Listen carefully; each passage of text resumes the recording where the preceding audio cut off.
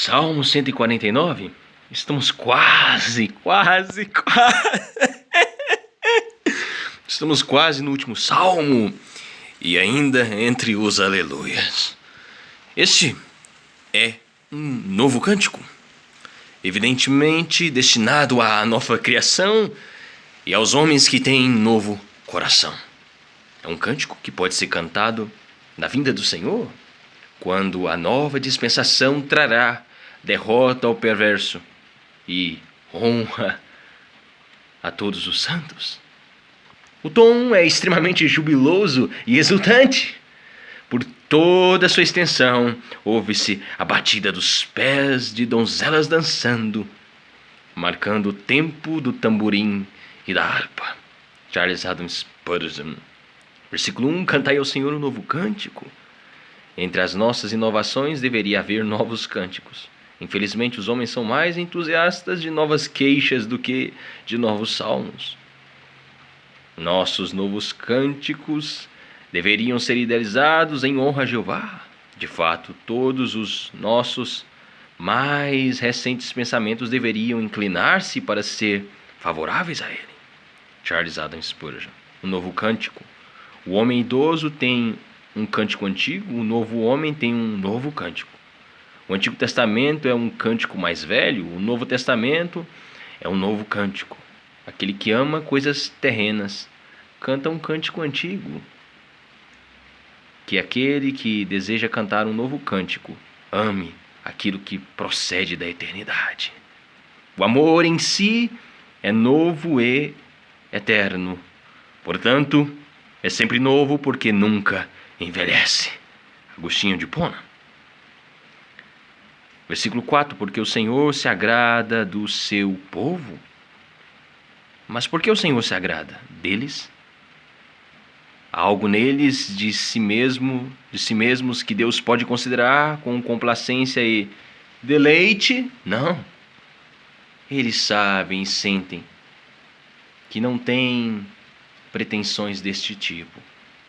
Não é por causa do povo em si, mas por sua própria causa, por seu nome, da sua verdade e da sua misericórdia, que Ele agora tem benevolência por eles. O Senhor se agrada do seu povo, porque eles são o seu povo, aqueles a quem comprou com seu sangue, renovou-os por seu espírito e os redimiu por seu poder. Edward Cooper. De salvação adorna os humildes. Eles são humildes e sentem sua necessidade de salvação. Ele é gracioso e lhe a concede.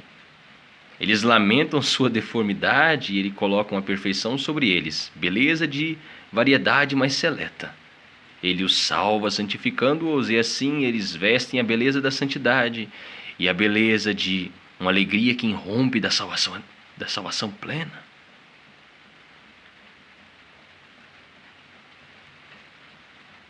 E assim eles vestem a beleza da santidade, a beleza de uma alegria que irrompe da salvação plena. Ele faz o seu povo ser humilde e depois transforma os humildes em belos. Aqui está um grande argumento para adorar ao Senhor com extrema exultação. Aquele que tanto se agrada de nós deve ser acercado com todos os sinais sobrepujantes de alegria. Deus se agrada de todos os seus filhos, como Jacó amava todos os seus filhos. Mas os humildes são os seus Josés, e sobre estes ele coloca a sua túnica de muitas cores, ornamentando-os com paz, contentamento, alegria, santidade e autoridade. Um espírito humilde e tranquilo é chamado de ornamento. Certamente esta é a beleza da santidade. Quando o próprio Deus adorna um homem, ele se torna de fato belo e belo para sempre. Charles Haddon Spurgeon. Quando o próprio Deus adorna um homem, ele se torna de fato belo e belo para sempre. Charles Adam Spurgeon. Leve os seus pensamentos à manhã da ressurreição, quando essa corrupção terá se revestido de incorruptibilidade e esta mortalidade de imortalidade, quando o corpo, ressurreto em glória, em honra e glória, será vestido com seu belo traje, sendo transformado à semelhança do glorioso corpo de Cristo, reluzirá com o sol no firmamento. Agora, mais uma vez unido a seu Espírito santificado de natureza semelhante, não mais será um peso, um impedimento e um obstáculo, mas se tornará um promotor de sua alegria e um participante auxiliador em sua felicidade espiritual. Este é o significado do texto, esta é a beleza que ele concedeu para o seu povo e para a qual agora os prepara. Ao contemplar tudo isto, com razão pode-se dizer a eles: louvai ao Senhor. Edward Cooper, versículo 5: exultem de glória os santos, no seu leito cantem de júbilo. Quando nossos ossos estão incomodados e nosso sono nos abandona, oramos a Deus para que trate misericordiosamente conosco.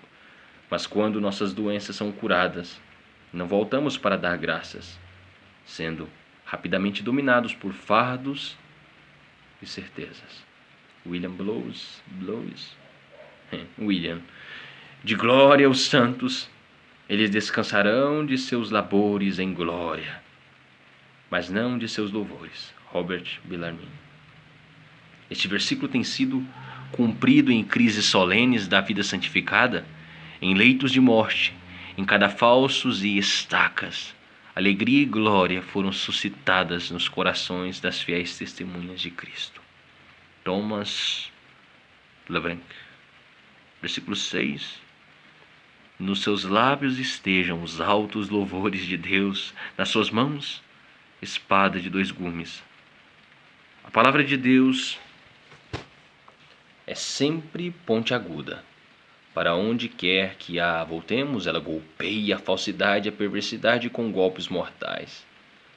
Se não louvamos, entristecer-nos-emos ainda mais em nossos conflitos, e se não lutarmos, tornar-nos-emos presunçosos em nosso cântico. Este versículo indica uma feliz mistura do corista e do homem de cruzadas.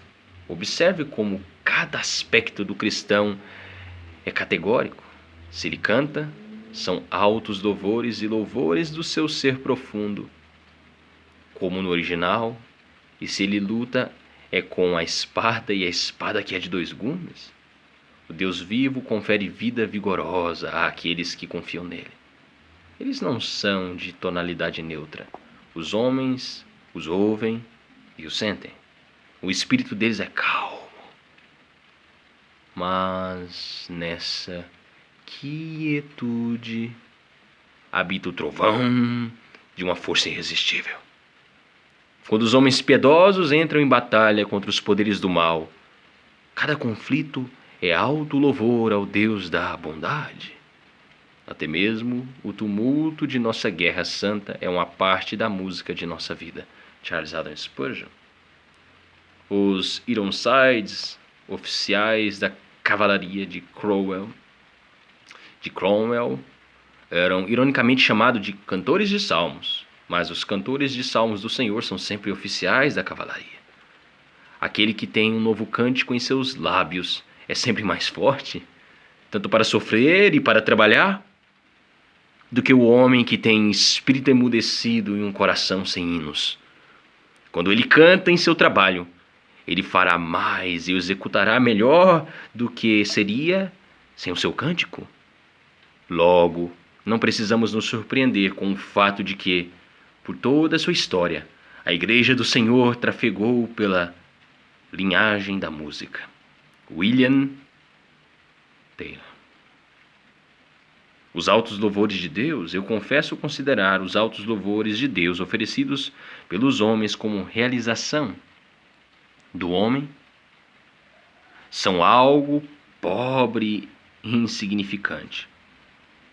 Se os considerarmos como são testemunhos e expressões de um coração que crê, declarando e tornando conhecida a sabedoria indescritível, a fidelidade, a generosidade e as excelências de Deus, postas em práticas nas suas obras, então.